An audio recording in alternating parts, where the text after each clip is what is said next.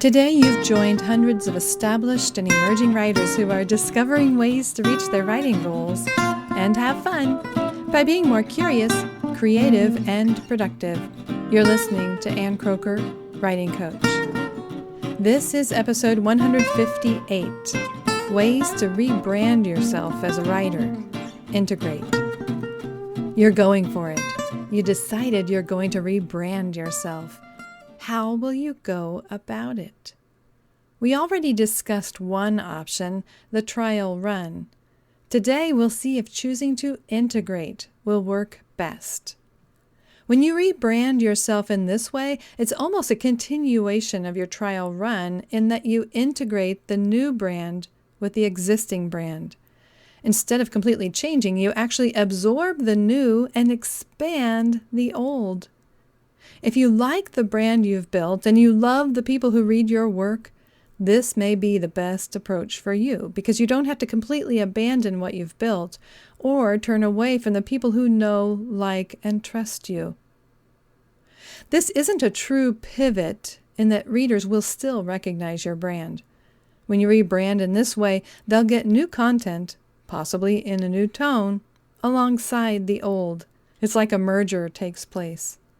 If you're the type to set more places at the table for a dinner party and try new recipes every time, maybe this is how you can rebrand. Cook up new content and invite new people to sit at your table. Last time you heard about my food integration, how I launched Food on Fridays and added it to the lineup of articles I published at my website. Existing readers thought it was fine, and some of them loved it. And then I gained more readers, which was fun. To top it off, the Friday feature provided my website with much-needed rhythm and focus. So, after my experimental phase, which lasted about a month or two, I kept it. I integrated Food on Fridays with all the other content I created. In fact, this new content served as a highlight of the week that many readers looked forward to more than any of the other stories I might publish. I would have abandoned it after the trial run if readers hated it, because I wasn't completely married to the idea, but it turned out to be a good move, a good experiment, a great addition. I avoided jolting faithful fans and longtime readers, and I added new ones by integrating content that didn't clash with the existing brand. But it's not just content that inspires a rebranding effort. I've seen some online professionals shift from an edgier tone to one that sounds more professional. They don't dress dramatically different if you compare old video footage of them with more recent clips, but I've noticed a few have dropped their bravado. In some instances, when I first encountered these brands, they were perfectly comfortable dropping the F-bomb. Later, as they rebranded, they reduced and in some cases completely eliminated it.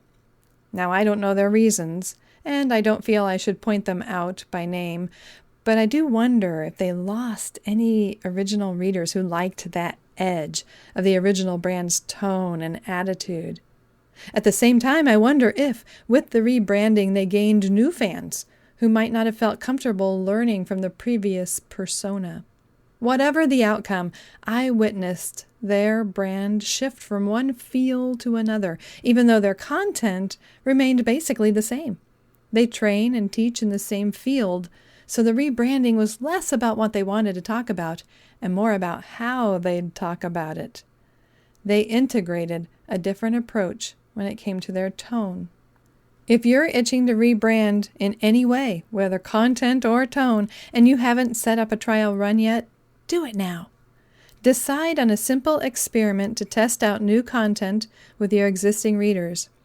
Your readers like what you've been doing, and that's why they keep coming back for more. So try new content with them a few times in creative ways without stopping what they love. Write a blog post on a new topic and publish it. Gauge their response. Do they love it? Hate it? Ignore it? Slip in the new feel. Add some humor and sassy bits if you're trying to jazz it up, or soften your sharp critique if you want to tone it down. And then what do your readers think? Do they send emails begging you to return to the old you that they've known and loved?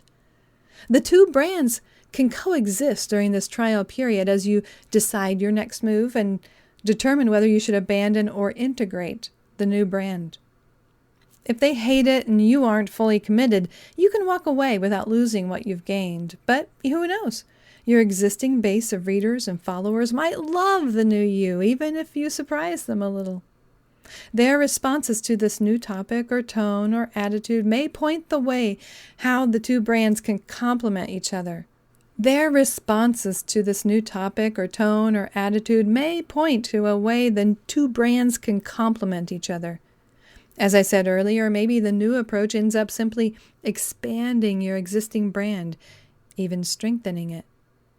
Decide what you could retain from your current brand that still feels true and right and good. Continue that. It may represent the core you, your vein of gold. At last, you can see that it's time to integrate some of the new ideas and passions rising in you. Thanks to your experimentation during the trial run, you'll have plenty of information and ideas for what that can look like and how to go about the process of finalizing the merger, fully integrating this new brand. And then you will have rebranded yourself. I hope that both you and your readers will feel great about it, and you might gain more and more new readers who love what you've become. I'm Ann Croker, cheering you on as a writing coach in your ear, everywhere we may meet, at my website, on Facebook, Twitter, Instagram, in your inbox, here on this podcast, over at Patreon, or even in person. I'm always looking for ideas to share with you that will help you achieve your writing goals and have fun by being more curious, creative, and productive. Thank you for listening.